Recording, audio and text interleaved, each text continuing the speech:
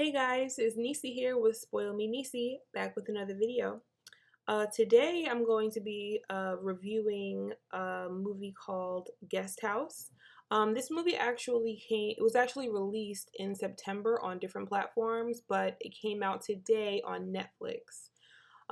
This movie was pretty awesome. If you haven't seen it yet, as always, this video is going to have spoilers, so let's get into it. So pretty much like a brief review of the movie. It's about a guy named Blake and I think Sarah is her name. They're a nice young millennial couple.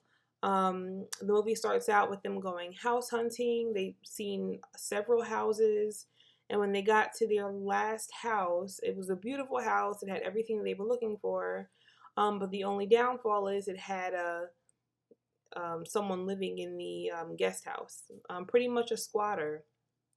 And the girl, Sarah, she wasn't too excited about the house, but Blake saw like the bright side of things.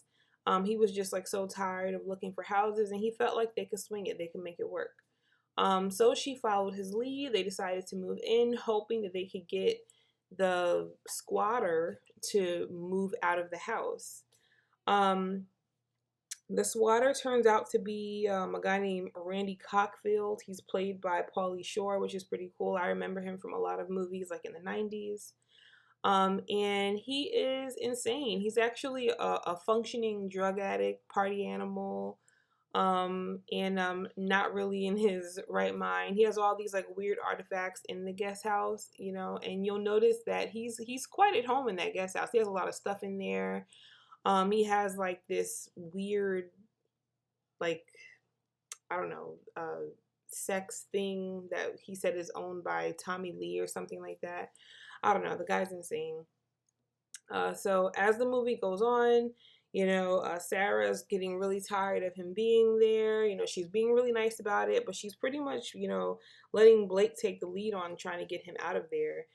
But each time Blake goes over to the guest house to take care of things and gets the guy to leave, it's kind of like he gets like sucked into like the guy Randy's world. The first time he goes over, he ends up getting high with him. He ends up smoking out of a penis-shaped bong, which is very irresponsible of him to do. And the guy Randy ends up taking pictures of him doing it. That was really uncomfortable when you first like watch the movie. And then the second time, he goes to break up a party that the guy is having in their backyard late at night. Blake ends up partying too. He ends up getting drunk. He ends up getting like, doing some stupid stuff. And he ends up like blowing up his own gazebo. And he ends up getting arrested. Because even though it's his house and it was, Randy's party, there were underage girls there. And once he claimed ownership of the house, which, is his house, he ended up getting arrested. That was pretty much the climax of the movie. There's so much that happens in this movie and so little time for me to review it all. But it gets pretty insane. So once Blake gets arrested, that, like I said, that's the climax of the movie. From that point on, like, he and Randy are no longer friends. At this point, Sarah is pretty much staying out of it, but she's getting annoyed, because she wishes that like Blake was more responsible. She wishes that he would take care of the situation a little bit better, and he keeps getting sucked into it. So he ends up getting out of jail. And he rushes into the house. He rushes, to the guest house. And when he gets his hands on Randy, he ends up assaulting him. He assaults him really badly, ends up getting arrested, and then Randy ends up getting an order of protection against him. Now, I don't know if you know anything about order of protections, but they usually say that you can't, go within, a number of feet, of the individual, of the victim. That's impossible because he lives there. That's his house. He owns the house, so he has to go home. And that creates a very hostile environment for them. So at this point, Blake and Randy end up going into a full-blown war. They're playing practical jokes on each other. Like, Blake ended up fumigating the guest house, and Randy ends up putting drugs inside of inside of Blake and Sarah's waters. I don't know anything about drugs. I don't know anything about what he put inside their drugs. All I know is in the movie, it made both of them act really weird, get really sweaty, really clammy, do really stupid things, and they ended up hooking up with people they don't even like. Um, so once they realized that they had been drugged, Blake proceeded to more, just tit for tat, doing things to each other. You know, he would do something to Randy, Randy would do something to him. And then it all came to a head when it was time for Blake and Sarah, to get married. You know, at their wedding, they had it at the house since they had now gotten Randy to leave because they pretty much destroyed his living situation. Um, Randy ended up getting his friends, and you will know that it's his friends because these individuals, you would see them in different parts of the movie. Whatever catering company that Blake and Sarah chose, it turned out to be Randy's friends, and they ended up putting um, what they said was Molly and the champagne and the foods. They didn't put it in Sarah and Blake's food and drinks, but they did put it in like their family members' food and drinks, their friends, their poor grandma. She was all hot and bothered. Tripping at the wedding. It was actually kind of funny. And then you know, then it turns into Blake going after Randy again to hit him, and he ends up attacking him. They beat each other up, and they go to jail. They get arrested. They both get arrested. So at this point, in the movie, you'll see that no one really supports them being together anyway. No one really supports Blake and Sarah being together anyway. Most of the people at the wedding, including her dad, feels like she's too good for him. In my humble opinion, I think that Sarah might just be a little bit too good for Blake.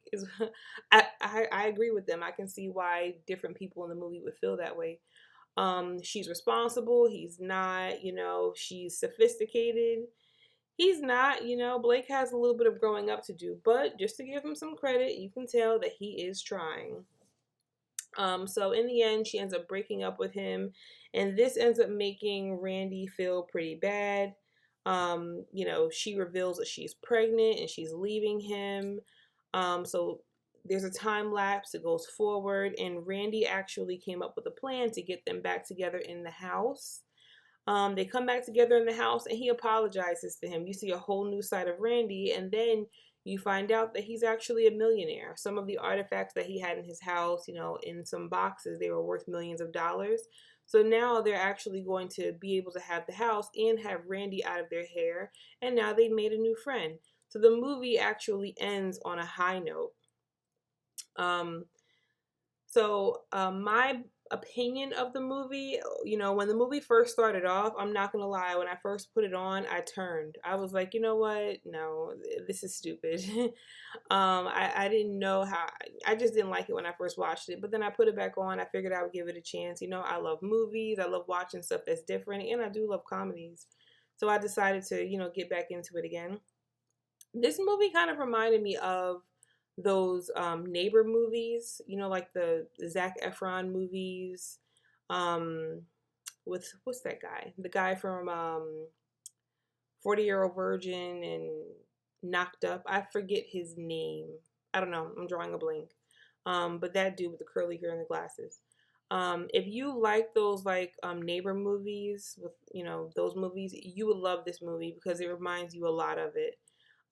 It's pretty quirky. The humor in the movie is like that quirky humor, And one thing I do like about the movie is you do see some like familiar faces. Like you have like Steve-O in the movie. He plays like an insane character. He is Blake's boss in the movie, and he's pretty insane. Like he does things like runs his head into walls, and once his head is all gushing and everything, and it doesn't affect him whatsoever.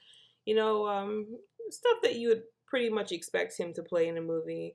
Timothy De La Ghetto was in the movie. Now I don't know about you, but I know him from Wildin' Out with Nick Cannon, and he's actually in the movie briefly. He doesn't have like a really big role in the movie at all. Billy Zane is in the movie. I thought that was pretty cool. I know him from some movies in the 90s as well. So there definitely were some familiar faces in the movie. So all in all, I think it was a good watch. If you haven't seen the movie, it's definitely the perfect movie to Netflix and chill to. But anyway, that's all I have to say about this movie. I came across it, want to share it with you guys. So like, comment, and subscribe if you haven't already. And I'll be back with another video soon. Peace.